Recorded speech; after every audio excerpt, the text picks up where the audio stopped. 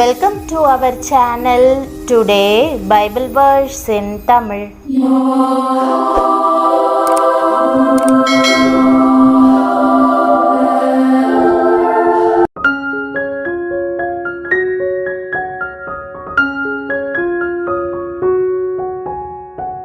இன்றைய வசனம் மத்தேயு 7ஆம் அதிகாரம் 11ஆம் வசனம்.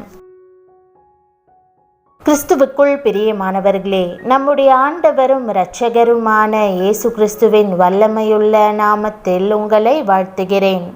பொல்லாதவர்களாகிய நீங்கள் உங்கள் பிள்ளைகளுக்கு நல்ல ஈவுகளை கொடுக்க அறிந்திருக்கும் போது பரலோகத்தில் இருக்கிற உங்கள் பிதா தம்மிடத்தில் வேண்டிக் கொள்ளுகிறவர்களுக்கு நன்மையானவைகளை கொடுப்பது அதிக நிச்சயமல்லவா என்ற வாக்குதத்த வசனத்தை இன்று நாம் தியானிப்போம். பிதாவாகிய தேவன் உங்களுக்கு தருகிற ஈவுகளும் உண்டு, குமாரனாகிய இயேசு கிறிஸ்து தருகிற ஈவுகளும் உண்டு. அதே நேரம் பரிசுத்த ஆவியானவர் மூலமாக நீங்கள் பெற்றுக்கொள்ளுகிற ஈவுகளும் உண்டு. அவை யாவும் இலவசமாகவே உங்களுக்கு தந்தருளப்படுகின்றன. மேலே குறிப்பிடப்பட்டுள்ள வசனத்திலே நல்ல ஈவு என்றும் நன்மையான ஈவு என்றும் வாசிக்கிறோம். அந்த நல்ல ஈவை குறித்து வேதம் இவ்வாறு சொல்லுகிறது: பொல்லாதவர்களாகிய நீங்கள் உங்கள் பிள்ளைகளுக்கு நல்ல ஈவுகளை கொடுக்க அறிந்திருக்கும் போது பரம பிதாவானவர் தம்மிடத்தில் வேண்டிக் கொள்ளுகிறவர்களுக்கு பரிசுத்த ஆவியை கொடுப்பது அதிக நிச்சயம் அல்லவா என்று வேதம் நிச்சயமாய் கூறுகிறது.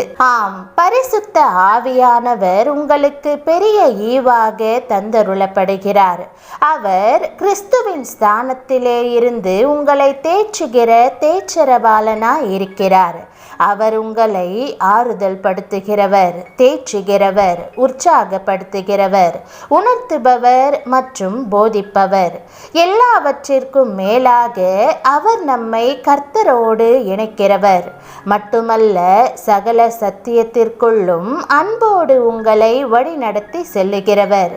இயேசு சொன்னார், என்றென்றைக்கும் உங்களுடனே கூட இருக்கும்படிக்கு சத்திய ஆவியாகிய வேறொரு தேற்றரவாளனை அவர் உங்களுக்கு தந்தருளுவார். அவர் உங்களுடனே வாசம் பண்ணி உங்களுக்குள்ளே இருப்பதால் நீங்கள் அவரை அறிவீர்கள். திருத்துவத்தில் ஒரு பகுதியான பரிசுத்த ஆவியானவரையே நீங்கள் சுதந்தரித்துக் கொள்ளுகிறீர்கள். அவர் உங்களுக்குள்ளே வாசம் பண்ணுகிறார். நீங்கள் அவருடைய ஆலயமாய் மாறுகிறீர்கள். நீங்கள் அவருடைய வாசஸ்தலங்களாய் விளங்குகிறீர்கள். இதோ மனுஷரின் மத்தியில் தேவாதி தேவனே வாசம் செய்கிறாரே என்று பாடி மகிழ்ந்து களி கூறுகிறீர்கள். அந்த ஆவியானவர் உங்களுக்குள்ளே வந்து வாசம் செய்வதினால் இன்னும் உங்களுக்கு 2 மாபெரும் ஈவுகள் கிடைக்கின்றன. ஒன்று ஆவியின் கனிகள், அடுத்தது ஆவியின் வரங்கள். வரங்களையும் கனிகளையும் கர்த்தர் உங்களுடைய வாழ்க்கையிலே கொண்டு வந்து உங்களை மேன்மையடைய செய்கிறார். இயேசு கிறிஸ்து இந்த பூமியில் இருந்தபோது பரிசுத்த ஆவியினால் நிரம்பியிருந்தார். தேவன் அவருக்கு தம்முடைய ஆவியை அளவில்லாமல் கொடுத்திருந்தார் என்று வேதம் சொல்லுகிறது. பிரியமானவர்களே, அந்த அபிஷேகமும் ஆவியானவரும் கிறிஸ்துவுக்கு தேவைப்பட்டதென்றால் உங்களுக்கு எவ்வளவு அதிகமாக தேவை? அந்த அபிஷேகத்தை கர்த்தரிடத்தில் கேட்டு பெற்றுக்கொள்ளுங்கள். எப்பொழுதும் பரிசுத்த ஆவியால் நிரப்பப்பட்டிருக்க முற்படுங்கள். அதுவே உங்கள் பிரதான ஜெப கோரிக்கையாக இருக்கட்டும். நீங்கள் ஆண்டவரிடம் கேட்டால் அவர் நன்மையான காரியங்களை பூரணமாக உங்களுக்கு தந்து ஆசிர்வதிப்பார் என்பதையே இன்றைய வாக்குதத்த வசனம் குறிக்கிறது.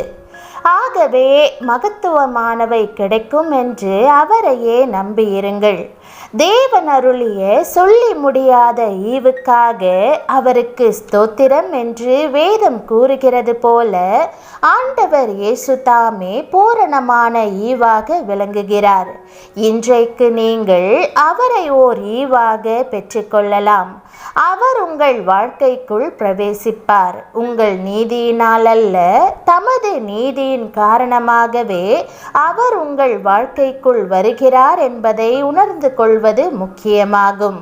அவரே உங்களுக்கு பூரணமான ஈவு. என் நாமத்தினாலே நீங்கள் எதை கேட்டாலும் அதை நான் செய்வேன் என்று இயேசு கூறியது வேதத்தில் எழுதப்பட்டுள்ளது. நன்மையான ஈவுகளை உங்களுக்கு தந்து ஆசிர்வதித்து உங்கள் இருதயத்தை சந்தோஷத்தினால் நிரப்ப விரும்பியே அவர் இதை மறுபடியுமாய் கூறுகிறார். நன்மையான எந்த ஈவும் பூரணமான எந்த வரமும் பரத்திலிருந்துண்டாகி சோதிகளின் பிதாவினிடத்திலிருந்து இறங்கி வருகிறது. அவரிடத்தில் யாதொரு மாறுதலும் யாதொரு வேற்றுமையின் நிழலுமில்லை என்றும் வேதம் கூறுகிறது. தேவன் பரலோகத்திலிருந்து நன்மையான காரியங்களை தந்து நம்மை ஆசிர்வதிக்கும் போது அனைத்துமே பிரகாசமாக நேர்த்தியாக ஜீவன் நிறைந்ததாக மாறும் என்று இந்த வசனம் நமக்கு நினைப்பூட்டுகிறது. ஆண்டவர் பரலோகத்தில் உங்களுக்காக எல்லாவற்றையும் உண்டாக்குகிறார். எந்த நன்மையையும் உங்களுக்கு வழங்காமல் அவர் வைத்துக் கொள்வதில்லை என்பதையே இன்றைய வாக்குத்தத்த வசனம் கூறுகிறது. மேலான ஈவாகிய இயேசுவோடு கூட இந்த உலகில் நாம் பூரணமாக வாழ தேவையான எல்லா நன்மையான ஈவுகளையும் தேவன் தருகிறார். நன்மையினால் உன் வாயை திருப்தியாக்குகிறார் என்றும் தவனமுள்ள ஆத்துமாவை கர்த்தர் திருப்தியாக்கி பசியுள்ள ஆத்துமாவை நன்மையினால் நிரப்புகிறார் என்றும் வேதம் கூறுகிறது.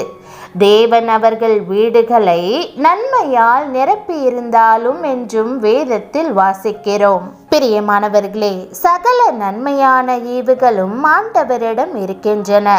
அவர் உங்களை பூரணமாய் ஆசிர்வதிக்க விரும்புகிறார்.